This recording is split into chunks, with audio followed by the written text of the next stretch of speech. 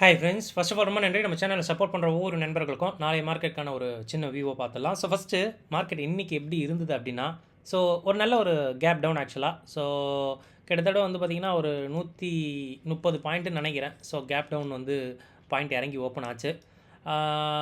But மற்ற global மார்க்கெட்ஸ்லாம் பார்த்தோம் அப்படின்னா நல்லாவே இறங்கி இருந்தது. சிவியா 1.5% மேலெலாம் ஏஷியன் மார்க்கெட்ஸு காலையில் வந்து நெகட்டிவில் ட்ரேட் ஆகிருந்தது, ரெக்கவர் ஆச்சு. நம்ம மார்க்கெட்டும் நல்ல ஒரு ரெக்கவர் இருந்தது. ஸோ காலையில் வந்து பார்த்திங்கன்னா யூஎஸ் ஃபியூச்சர்ஸ் வந்து கொஞ்சம் காலையிலேருந்தே வந்து பார்த்திங்கன்னா எங்கும் ரெட்டில் போகாமல் ஒரு மாதிரி ஃப்ளாட்டாக க்ரீனில் இருந்ததுனால இந்த ரெக்கவரி இருந்தது. 22,300 வரைக்கும் போச்சுன்னு நினைக்கிறேன்.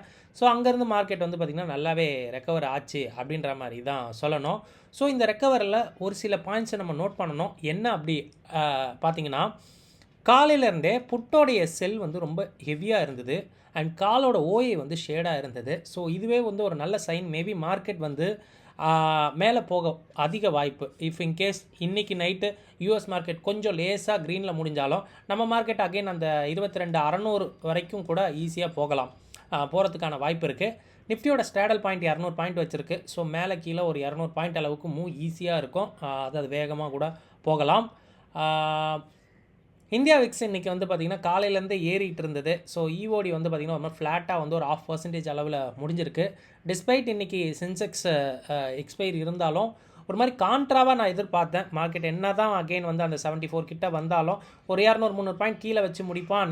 நேற்று இறங்கின மாதிரி 2 மணிக்கு மேலே இறங்கின மாதிரி இன்றைக்கும் இறங்குவான்னு பார்த்தேன். பட் இல்லை, மார்க்கெட் அகெயின் வந்து அந்த 74 தாண்டி 74 ஒரு 100 மேலே க்ளோஸ் வச்சுருக்குன்னு நினைக்கிறேன். ஸோ ஒரு நல்ல ஒரு இதுவாக இருந்திருக்கும், ட்ரேடாக இருந்திருக்கும். ஸோ நான் சென்செக்ஸில் ஒரே ஒரு ட்ரேட் ஒன்று எடுத்தேன். என்ன அப்படின்னா, ஒரு புட் லேடர் ஒன்று எடுத்தேன். காலையிலே எடுத்துட்டேன். ஓகே, நிஃப்டியில் ஒரு மாதிரி ஃப்ளாட்டாக அங்கே வந்து கொஞ்சம் கால் சைடில் இருக்குது. ஸோ அதனால் நிஃப்டியில் இது சென்செக்ஸில் எடுக்கலான்னு சொல்லிட்டு ஒரு லேடர் ஒன்று எடுத்தேன். ரொம்ப இல்லை, ஒரு 860 ரூபா வந்து பார்த்திங்கன்னா மொத்த டெபிட்டு. பட் நான் வந்து ஒரு 680 700 நான் கொடுத்துட்டு வந்துட்டேன். ஒரு 12:30 மணிக்கே தெரிஞ்சு போச்சு மார்க்கெட் அந்த 74,000 மேலே கிராஸ் ஆகும்போதே ஓகே இதுக்கு மேலே வச்சுருந்தா வேலைக்கு ஆகாது. ஸோ அட்ஜஸ்ட் பண்ணலான்னு பார்த்தேன். பட் அட்ஜஸ்ட் பண்ணுற அளவுக்குலாம் வந்து ப்ரீமியமே கிடையாது. ஸோ என்ன தான் இங்கே வந்து ஒரு கால் லேட்டர் போட்டாலும் இல்லைனா அயன்ஃப்ளை போட்டாலும் ஸோ ஜஸ்ட் 50 பாயிண்ட்டுக்கு தான் கவரப்பு இருக்குது. பட் மார்க்கெட் வந்து பார்த்திங்கன்னா லாஸ்ட் 1 மணி நேரத்தில் நல்லாவே வந்து ஸ்பைக் ஆச்சுன்னு சொல்லலாம். ஸோ அங்கே வந்து எடுபடலை அப்படின்றது தான் விஷயம். ஸோ அந்த 680 ரூபா 700 நினைக்கிறேன் ஒரு லாஸ் புக் பண்ணி வெளியே வந்தாச்சு.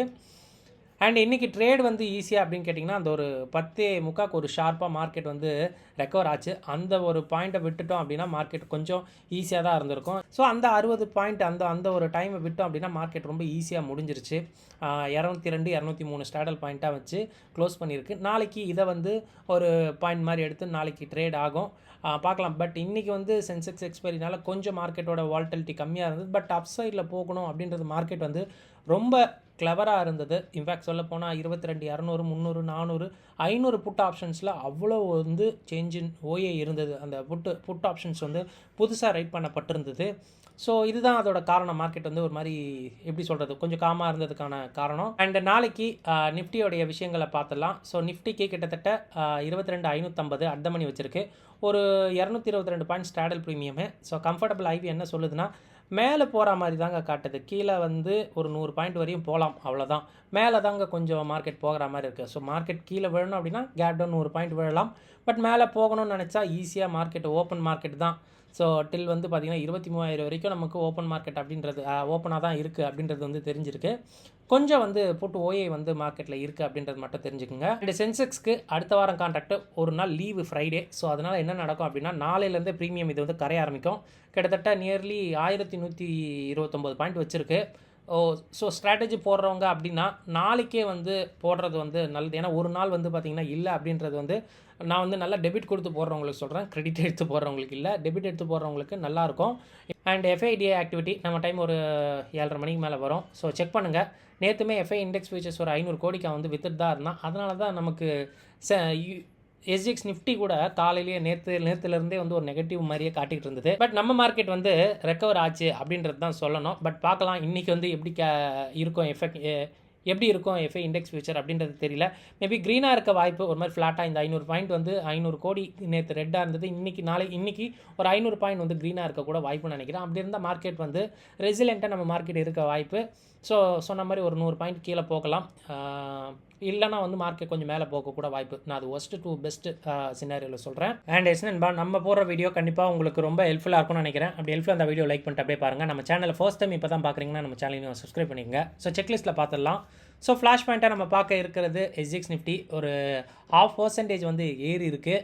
ஸோ இன்றைக்கி த்ரோட் டே வந்து மார்க்கெட் என்ன தான் வந்து ஏறிக்கிட்டு இருந்தாலும் வால்டிலிட்டி இருக்குது அப்படின்றதுனால ஸோ அதே தான் மார்க்கெட் வந்து ஒரு ஸ்கியூவும் கொஞ்சம் சேஞ்ச் ஆகிருக்கு. நேற்று கொஞ்சம் வால்டைலாக இருந்தது, இப்போ ஃப்ளாட் டு அப்சைட் அப்படின்ற மாதிரி இருக்குது. ஸோ கீழே போனால் மார்க்கெட் பயப்படும் அப்படின்ற ஒரு தோரணையில் தான் மார்க்கெட் இருக்குது. நிஃப்டி வந்து ஒரு 202 பாயிண்ட் ஸ்டாடலும், சென்செக்ஸ்க்கு வந்து 1129 பாயிண்ட் ஸ்டாடலும் வச்சுருக்கு. ஸ்கியூ பார்த்தோம் அப்படின்னா ஃப்ளாட் டு அப்சைட் தான் இருக்குது. ஸோ கொஞ்சம் வந்து உஷாராக இருக்கணும் அப்படின்றது. டெக்னிக்கல்ஸை பொறுத்த மட்டுக்கு லாஸ்ட் 2 டேஸோட ஐஎன் லெவல்ஸ் எடுத்துக்கங்க அண்ட் பிபி டைனமிக்கோட சப்போர்ட் அண்ட் ரெசிஸ்டன்ஸை எடுங்க. இன்றைக்கி மார்க்கெட் ரொம்ப நேரமாக இந்த பிபி டைனமிக்கோட அந்த ரெசிஸ்டன்ஸை லைக் 22,480 நினைக்கிறேன் அந்த பாயிண்ட்டுக்கிட்டே மார்க்கெட் வந்து சுற்றிக்கிட்டு இருந்தது. ஸோ இன்ஃபேக்ட் சொல்ல போனால் அந்த பாயிண்ட்டை விட்டு மேலே தான் மார்க்கெட் முடிஞ்சிருக்கு. டே ஐ கிட்ட மார்க்கெட் முடிஞ்சிருக்கு அப்படின்றதுனால ஈஸியாக நாளைக்கு வந்து ஒரு சின்ன ஒரு கேப் அப் வந்து இருக்க வாய்ப்பு அப்படின்றது தான் எனக்கு தோணிக்கிட்டு இருக்கு. அண்ட் டேட்டா ஃபார் ஆப்ஷன் ட்ரேடர்ஸ்க்கு ஃபியூச்சர் ஓஐ செக் பண்ணும்போது நிஃப்டி மார்க்கெட் ரெக்கவர் ஆகிருக்கு. ஒரு 1.5 லேக் வந்து ஓப்பன் இன்ட்ரெஸ்ட் ஏறி இருக்குது.